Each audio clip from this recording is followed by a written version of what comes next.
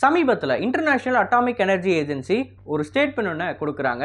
அந்த ஸ்டேட்மெண்ட்டின் படி Israel ஈரானோட nuclear ரியாக்டர்ஸுக்கு மேலே தாக்குதல் நடத்தினாங்க அப்படின்னா அது மிடில் ஈஸ்டில் மிகப்பெரிய அழிவை ஏற்படுத்தும் அப்படின்றத அவங்களோட கன்சர்னாக சொல்ல வராங்க. ஸோ இன்றைக்கான காணொலியில் நம்ம எதை பற்றி பார்க்க போகிறோம் அப்படின்னா, ஒரு பக்கம் இஸ்ரேல் ஈரானோட நியூக்ளியர் ரியாக்டர்ஸை தாக்க போகிறேன்னு சொல்லிக்கிட்டு இருக்காங்க. இன்னொரு பக்கம் ஈரானில் இருக்கக்கூடிய சில முக்கியமான அதிகாரிகள் எங்ககிட்ட ஒரு ரகசிய ஆயுதம் இருக்குது, அந்த ஆயுதத்தை நாங்கள் பயன்படுத்துறதுக்கு கொஞ்சம் கூட தயங்க மாட்டோம், இஸ்ரேல் மட்டும் எங்கள் மேலே ஒரு ஸ்ட்ரைக்கை பண்ணிட்டாங்க அப்படின்னா வித்தின் செகண்ட்ஸ் எங்களோட ரெஸ்பான்ஸ் இருக்கும் அப்படின்றத ஈரானில் இருக்கிற முக்கியமான அதிகாரிகள் தெரிவிச்சுக்கிட்டு இருக்காங்க.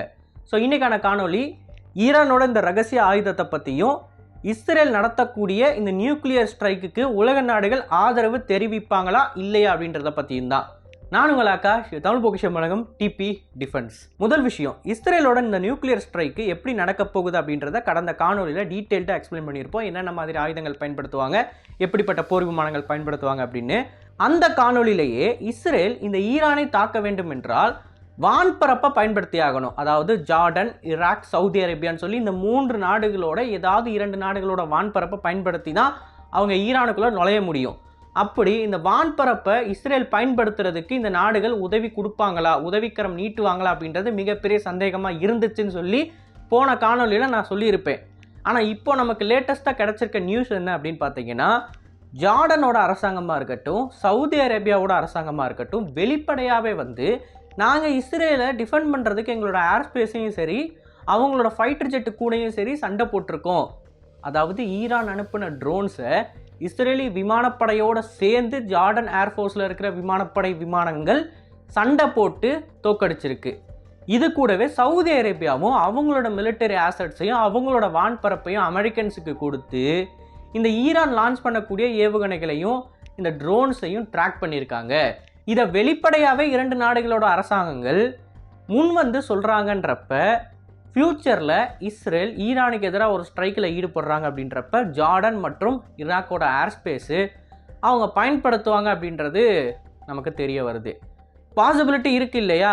இப்போவே இஸ்ரேலுக்காண்டி இவ்வளோ தூரம் இறங்கி செய்கிறவங்க நாளைக்கு அவங்களோட ஏர் ஸ்பேஸை இஸ்ரேலுக்காண்டி கொடுக்க மாட்டாங்க அப்படின்னு சொல்லி என்ன நிச்சயம்? அது நடக்க வாய்ப்பு இருக்குது. அண்ட் அடுத்தபடியாக இன்டர்நேஷ்னல் அட்டாமிக் எனர்ஜி ஏஜென்சியோட கன்சர்னை பற்றி நம்ம பார்க்கலாம். இதே IAEA தான் கிட்டத்தட்ட 6 மாதத்துக்கு முன்னாடி ஈரான் கிட்ட அணு ஆயுதங்கள் இருக்கிறதுக்கு வாய்ப்பு இருக்குன்ற ஒரு ஸ்டேட்மெண்ட்டை கொடுத்தாங்க. இந்த ஆர்கனைசேஷனோட வேலையே உலகம் முழுக்க இருக்கக்கூடிய நியூக்ளியர் ரியாக்டர்ஸை ஆய்வு பண்ணி அதில் ஏதாவது பிரச்சனை இருக்கா, ஒரு நியூக்ளியர் ரியாக்டர் டிசாஸ்டர் நடக்காமல் தவிர்க்கிறதுக்கு என்னென்ன மாதிரி ப்ரோட்டோகால்ஸை ஃபாலோ பண்ணிக்கிட்டு இருக்காங்கன்னு சொல்லி அந்த ரியாக்டர்ஸை ஃபுல்லாக பார்த்து அதுக்கு ஒரு ரிப்போர்ட் மாதிரி கொடுக்கறது தான் இந்த ஆர்கனைசேஷனோட வேலையே. நியூக்ளியர் டிசாஸ்டரை ப்ரிவென்ட் பண்ணுறது பேசிக்காக, அவ்வளோதான். இதே ஆர்கனைசேஷன் ஈரானுக்குள்ளே இருக்கக்கூடிய அந்த நியூக்ளியர் ரியாக்டர்ஸையும் விசிட் பண்ணியிருக்காங்க. அது எல்லாத்தையும் சுற்றி பார்த்துட்டு தான் ஈரானுக்கு இந்த கெப்பாசிட்டி இருக்குது அப்படின்றத கடந்த 6 மாதத்துக்கு முன்னாடி ஒரு ரிப்போர்ட்டின் மூலமாக தெரிவித்து they are very close to developing a nuclear weapon அப்படின்ற டைட்டிலில் ஒரு ஆர்டிக்கல் ரிலீஸ் பண்ணியிருப்பாங்க. அதை பற்றி நம்ம தனியாகவே ஒரு காணொலி போட்டிருக்கோம். இப்போது இது நடந்து 6 மாதம் ஆயிடுச்சு.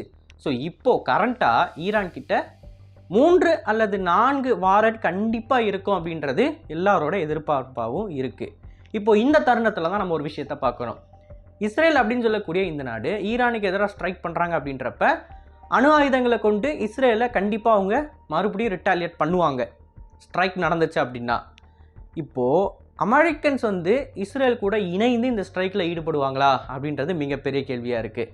ஏன்னா ஈரானோட கருத்து என்ன அப்படின்னு பார்த்தீங்கன்னா, இஸ்ரேலுக்கு துணை போகிற எல்லா நாடுகளுமே எங்களோட எதிரி நாடுகள் தான் அப்படின்னு அவங்க சொல்கிறாங்க. ஸோ அமெரிக்கன்ஸ் மட்டும் இஸ்ரேலோட சேர்ந்து இந்த ஸ்ட்ரைக்கில் ஈடுபட்டாங்க அப்படின்னா அமெரிக்கன்ஸ் மேலேயும் இந்த நியூக்ளியர் தாக்குதலை ஈரான் செய்வாங்க. ஸோ இப்போதைக்கு மேற்கு நாடுகளில் இருக்கக்கூடிய முக்கியமான அதிகாரிகளோட கருத்து என்ன அப்படின்னு பார்த்தீங்கன்னா, நீங்கள் இஸ்ரேலுக்கு உதவி பண்ணுறதுக்கு முன்னாடி ஒரு விஷயத்தை நோட் பண்ணிக்கோங்க. அப்படி சப்போஸ் நீங்கள் உதவி பண்ணி இஸ்ரேல் ஒரு சக்ஸஸ்ஃபுல்லான ஸ்ட்ரைக்கை பண்ணி முடிச்சிருச்சு அப்படின்னா அமெரிக்கா மேலேயும் ஈரான் அணு ஆயுதங்களை பயன்படுத்தும். அந்த த்ரெட்டை மைண்டில் வச்சுக்கிட்டு நீங்கள் இஸ்ரேலுக்கு உதவி பண்ணுங்க அப்படின்றத அமெரிக்காவில் இருக்கக்கூடிய ஏகப்பட்ட அதிகாரிகள் ஒரு கருத்தின் மூலமாக தெரிவிக்கிறாங்க. அண்ட் இப்போதைக்கு கரண்ட்டாக இஸ்ரேலோட வார் கேபினட்டாக இருக்கட்டும், அங்கே இருக்கிற முக்கியமான பொலிட்டீஷியன்ஸாக இருக்கட்டும், எல்லாருமே ஈரானுக்கு எதிராக நாங்கள் ஒரு ஸ்ட்ரைக்கை பண்ண போகிறோம், ஸ்ட்ரைக் பண்ணுறதுக்கான முடிவை எடுத்தாச்சு அப்படின்னு சொல்கிறாங்க. கூடுதலாக இன்னொரு தகவல் ஒன்று வருது. நெதன்யாவுக்கு மாறி மாறி மேற்கு நாடுகளோட முக்கியமான தலைவர்கள் ஃபோன் பண்ணிக்கிட்டே இருக்கிறதாவும், இந்த பிரச்சனையை இதோட முடிங்க, திருப்பி ரிட்டாலியேட்லாம் பண்ண வேணாம் அப்படின்னு சொல்லி ரெக்வஸ்ட் பண்ணுறதாவும் நிறைய பேர் சொல்லிக்கிட்டு இருக்காங்க. அண்ட் அந்த ஃபோன் கால் எதையுமே நெதன்யாவு எடுக்க மாட்டாரு அப்படின்னும் அங்கே இருக்கக்கூடிய சில முக்கியமான சேனல்ஸில் நியூஸாக ரிப்போர்ட் பண்ணிக்கிட்டு இருக்காங்க. ஸோ இஸ்ரேலோட மைண்ட் செட் வந்து முடிவாயிருச்சு, ஃபிக்ஸ் ஆகிட்டாங்க, ஈரானை எப்படியாவது ஒரு கவுண்டர் ஸ்ட்ரைக்கின் மூலமாக அடக்கணும் அப்படின்னு. ஆனால் அந்த கவுண்டர் ஸ்ட்ரைக்குக்கு அவங்க சூஸ் பண்ணியிருக்கிற ஆப்ஷன் இந்த நியூக்ளியர் ரியாக்டர்ஸை தாக்குவதாக இருந்துச்சுன்னா மிடில் ஈஸ்ட்டுக்கு அது மிகப்பெரிய பாதிப்பை ஏற்படுத்தும். இதுதான் உலகத்தில் இருக்கக்கூடிய எல்லாரோட கன்சர்னாகவும் இருக்குது. நம்ம ஒரு விஷயத்தை தெளிவாக பார்க்கணும். இஸ்ரேல் ரிட்டாலியேட் பண்ணணும் அப்படின்னு நினச்சாங்கன்னா அவங்களுக்கு ஏகப்பட்ட ஆப்ஷன்ஸ் இருக்குது. ஈரானுக்குள்ளே புகுந்து சில முக்கியமான கமாண்ட் சென்டரை அட்டாக் பண்ணலாம், இல்லை சில முக்கியமான இராணுவ மிலிட்டரி இன்ஃப்ராஸ்ட்ரக்சரை அவங்க டார்கெட் பண்ணி அடிக்கலாம். ஆனால் அதை விட்டுட்டு நியூக்ளியர் ரியாக்டர்ஸு, அணு ஆயுதங்களை ரீசர்ச் பண்ணக்கூடிய ஃபெசிலிட்டிஸை இவங்க தாக்குனாங்க அப்படின்னா அது மிகப்பெரிய அளவில் இந்த போரை எக்ஸ்கலேட் பண்ணும். அதாவது பேசிக்காக ஈரான் மேலே ஒரு நியூக்ளியர் தாக்குதலை பண்ணுற மாதிரி. ஏன்னா இந்த ரியாக்டர்ஸ் நீங்கள் அடிச்சிங்க அப்படின்னா ரேடியேஷன் லீக் ஆகும். அது ஆக்சுவலாக ஒரு நியூக்ளியர் பாம்பை போட்ட மாதிரி தான். அந்தளவுக்கு ஒரு பாதிப்பை ஏற்படுத்தும். அப்படின்றப்ப அவங்க திருப்பி கடுமையாக ரிட்டாலியேட் பண்ணுவாங்க. So which in this case Iran எப்படி கடுமையாக ரிட்டாலியேட் பண்ணுவாங்க அப்படின்றப்ப அவங்கக்கிட்ட இருக்கக்கூடிய அந்த ரகசிய ஆயுதத்தை அவங்க பயன்படுத்த வேண்டியதாக இருக்கும். ரகசிய ஆயுதம் அப்படின்னு வர்றப்ப அது என்ன அப்படின்றத இது வரைக்கும் யாருமே சொல்லலை. ஆனால் உலகத்தில் இருக்கக்கூடிய எல்லாருமே கெஸ் பண்ணுறது என்னன்னு பார்த்தீங்கன்னா அஃப்கோர்ஸ் அவங்க சொல்கிறது நியூக்ளியர் ஆயுதங்கள் தான். நியூக்ளியர் ஆயுதங்கள் அப்படின்னு எடுத்துக்கிட்டிங்கனாலே அதிலே 2-3 விஷயங்கள் இருக்குது. முதல்ல ஈரான் அப்படின்னு சொல்லக்கூடிய இந்த நாடுகிட்ட ரொம்ப கம்மியான வெப்பன்ஸ் கிரேட் புளுட்டோனியம் தான் இருக்குது. அதை வச்சுட்டு ஒரு சொற்ப நம்பர்களில் தான் வார்ஹெட்ஸை தயாரிக்க முடியும். 3 அல்லது 10க்கும் கம்மியாக இருக்கக்கூடிய வார்ஹெட்ஸை மட்டும்தான் தயாரிக்க முடியும். அதை வச்சு இஸ்ரேல் மாதிரியான சின்ன நிலப்பரப்பில் இருக்கக்கூடிய நாடை கண்டிப்பாக அவங்களால நிர்கதியாக ஆக்க முடியும். அந்த அளவுக்கு கெப்பாசிட்டி இந்த அணு ஆயுதங்களுக்கு இருக்குது. ஆனால் அதுக்கு மாறாக ஈரானுக்கு இன்னொரு ஆப்ஷன் இருக்குது. அது என்னன்னு பார்த்தீங்கன்னா அங்கே ஏற்கனவே இருக்கக்கூடிய நியூக்ளியர் ரியாக்டர்ஸில் இருக்கிற கழிவுப் பொருட்கள், அதாவது நியூக்ளியர் வேஸ்ட்டை வந்து அவங்க கலெக்ட் பண்ணி அதிலிருந்து ஒரு டர்ட்டி பாம்பை உருவாக்கலாம்.